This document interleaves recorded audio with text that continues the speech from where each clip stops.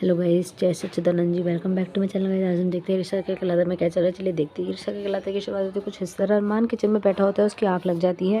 वो जैसे ही आंख खुलती है उसकी, वो घबरा कर उठता है, अभीरा का हाथ देखता है। फिर वो इधर उधर देखता है और देखकर बोलता है थैंक गॉड किसी ने देखा नहीं, और फिर अभीरा को उठाता है। अभीरा सपना देखती है कि उसे उसकी मम्मा उठा रही हैं। अभीरा नहीं उठती और सपने में ही अपनी मम्मी से बातें करती है और उसकी आँख खुलती है। वो अरमान को देखकर उसे सारी पुरानी बातें याद आ जाती है। अक्षर को गोली लगने से डेथ तक की सारी बातें याद आती हैं और वो अरमान को धक्का मारने लगती है। अरमान उसके हाथ पकड़ लेता है। फिर अभीरा के पैर में प्रॉब्लम होती है। अरमान उसकी हेल्प करता है लेकिन वो वहाँ से गुस्सा होकर चली जाती है। सुबह रोहित उठता है। रूही बाल सुखा रही होती है। रोहित रूही को ही देखता है। रूही जब उसे देखती है वो सोनी की एक्टिंग करता है।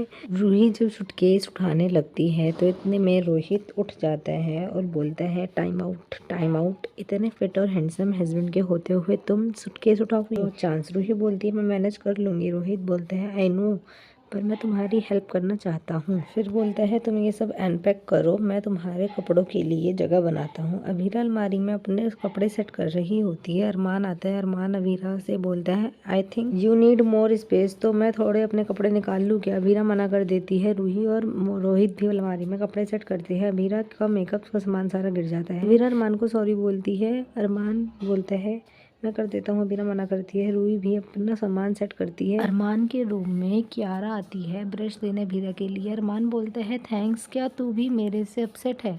वो बोलती है मेरा स्टैंड क्लियर है भैया, आपने गलती तो करी है लेकिन ख्याल तो रखना पड़ेगा ना, और वहाँ से चली जाती है। अरमान अभीरा से बोलता है वो ऐसी ही बोलती रहती है, उसका वो मतलब नहीं था। अभीरा बोलती है उसका एग्जैक्टली वही मतलब था, और गुस्से में वहाँ से चली जाती है। मासा बोलती है मुंह दिखाई की रस्म सिर्फ रूही की हो रही है तो दो दुपट्टे क्यों? अरमान की माँ बोलती है मैं सोच रही हूँ कि रूही की मुंह दिखाई के साथ अभीरा की भी कर देते हैं। मासा बोलती है मुंह दिखाई बहुओं की होती है। गुस्से में दुपट्टा फेंक देती है और चिल्लाती है।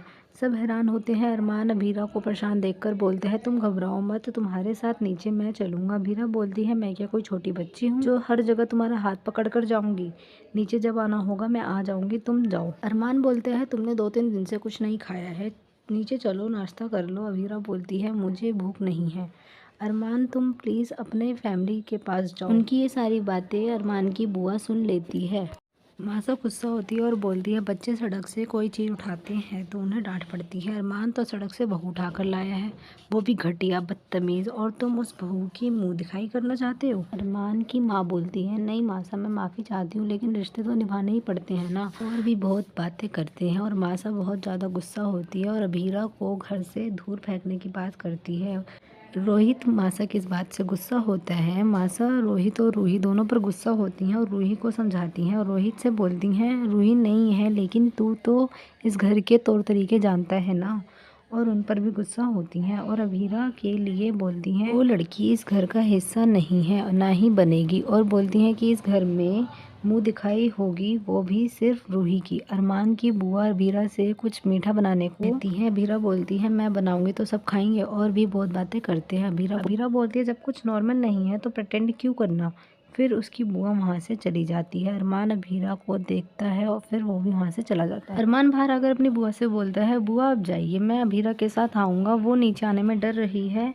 उसकी बुआ बोलती है शाबाश बेटा, हमेशा अपनी पत्नी का ऐसे ही साथ देना, और वहाँ से चली जाती है। अभीरा रूम में टेंशन में है और पानी पीती है। अरमान बाहर वेट करता है और अभीरा बाहर आती है अकेले बात करते हुए।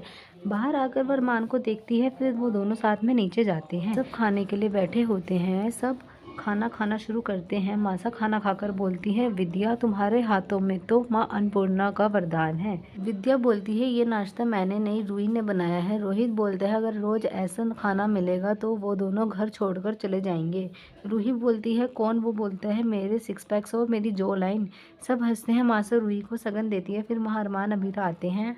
अरमान अभीरा के बैठने के लिए चेयर निकालता है और उसे बैठने को बोलता है। सब उसे देखते हैं। जैसे ही अभीरा बैठने लगती है मासा गुस्से से चिल्लाती हैं और रुकने को कहती हैं और बोलती हैं यहाँ सब कुर्सियाँ एक जैसी हैं और यहाँ दूसरी कुर्सी आ जाए तो मेल नहीं खाएंगी, और हमें बेमेल चीज़ें अच्छी नहीं लगती। जैसे ही अरमान कुछ बोलने लगता है मासा गुस्सा होती है। इतने में अभीरा बोलती है दादीसा सही कह रही हैं, मैं यहाँ बैठूंगी तो सब लोग अनकंफर्टेबल हो जाएंगे, इतना बोलकर वहाँ से चली जाती है। अरमान अभीरा के पीछे जाने लगता है, मासा उसे रोक लेती हैं।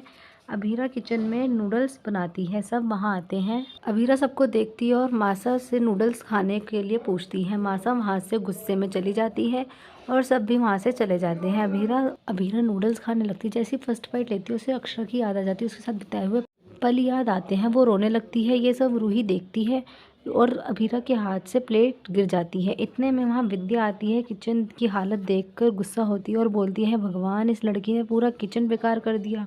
अभीरा किचन क्लीन करने लगती है। इतने में रूही बोलती है, तुम जाओ, मैं साफ कर दूंगी। अभीरा वहाँ से चली जाती है। रूही बोलती है, 2 दिन पहले उसकी लाइफ बिखर गई थी, संभलने में वक्त तो लगेगा ना। मासा गुस्सा होती है और अभीरा को भेजने की प्लानिंग करती है। ये सब बातें अरमान सुन लेता है। अरमान मासा को बोलता है, मैं जानता हूँ मैंने आपका दिल दुखाया है, और भी बहुत बातें करता है और बोलता है, आप अभीरा को जाने के लिए तो नहीं कहेंगी ना। अभीरा रूही डांस करते हैं। डांस करते वक्त अभीरा की साड़ी खुल जाती है। मासा गुस्से में चिल्लाती है और अभीरा के परवरिश के लिए बोलती है। अभी के लिए इतना ही, आगे का सीरियल देखेंगे बाद में। Thanks for watching guys. Video पसंद है तो वीडियो को लाइक और चैनल को सब्सक्राइब करना।